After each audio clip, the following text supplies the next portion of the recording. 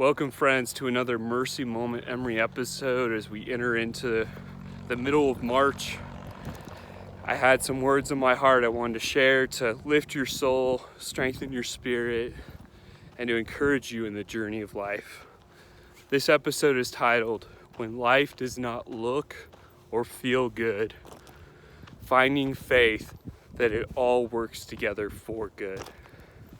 Have you ever been in a season of life where it's blow after blow, adversity after adversity, frustration after frustration, heartache after heartache, and you come to a place where you're like, how much more? God, do you even care? Where are you? What is going on? Do you see me? Have you been in that raw place? I know I have, and the battle is for our hearts, always, friends. Especially when it's adversity after adversity. The battle is for our hearts. It's to capture our attention and our focus. And I found this. What's always under siege is God truly good. It's been the same battle since the beginning of Genesis. Did God really say?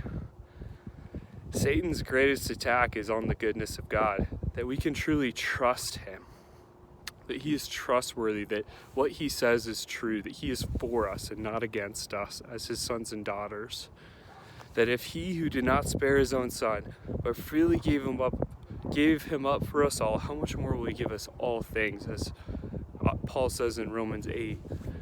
The end of the day, the battle is for our belief that God is truly good and he is trustworthy. And I know what it's like to have blow after blow and you're just like, how much more, God? Like, do you even care? Do you enjoy watching me suffer?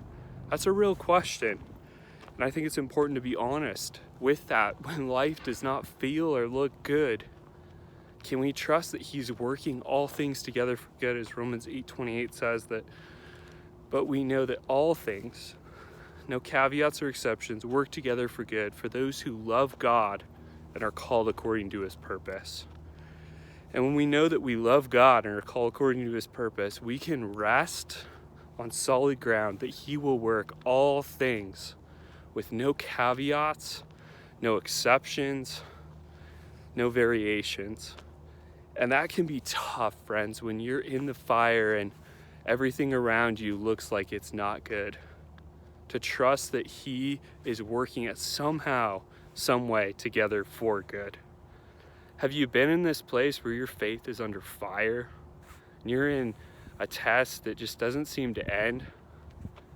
Have you been there? Oh man, it's so critical. The only solid ground is in the goodness of God. It's the only rock that he does not change. I've found this to be true, and I've waned and I've lost heart and I've grown discouraged.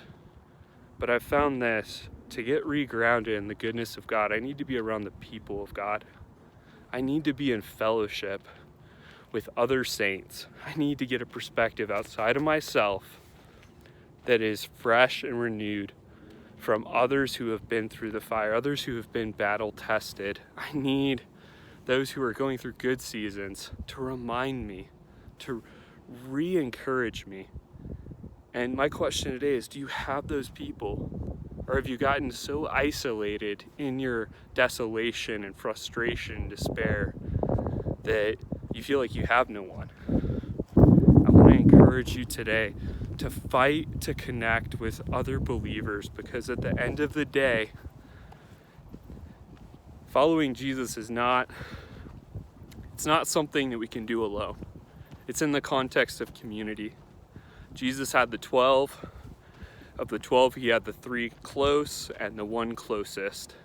Jesus modeled a life of togetherness. We can't do it alone. We need each other.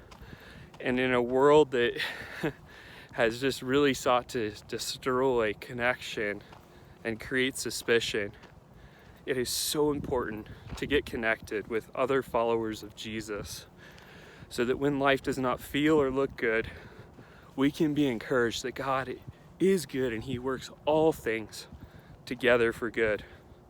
That he's working while we're wrestling. He's working while we're waiting. And I'm encouraged by Peter. Have you ever had a Peter moment where life has hit you so hard and you're so lost that you deny him? Peter went into self-preservation because all he could see was the chaos and his life was on the line, and he lost focus. And in the context, Jesus told him he knew that his faith would fail. He prayed that it would not, but he knew, hey, you're going to deny me before the rooster crows. But when you return, strengthen your brothers. And maybe you need to hear that today. God knows that we are weak. Jesus knows that we are fragile, but he wants us to strengthen each other, to return to him in the failure to not be final, but return to him. And God, I've missed you. I have doubted you, and I have missed it hard. But Jesus, I'm returning to you. Strengthen my heart again so I can strengthen those around me. May you be encouraged as you gather with other believers and take heart that he is working all things together for good. One day we'll see it. One day it will all make sense when everything is in context and we are through this journey. So take heart, be uplifted, and let's gather intentionally. Until next time, onwards and upwards, grace and grit.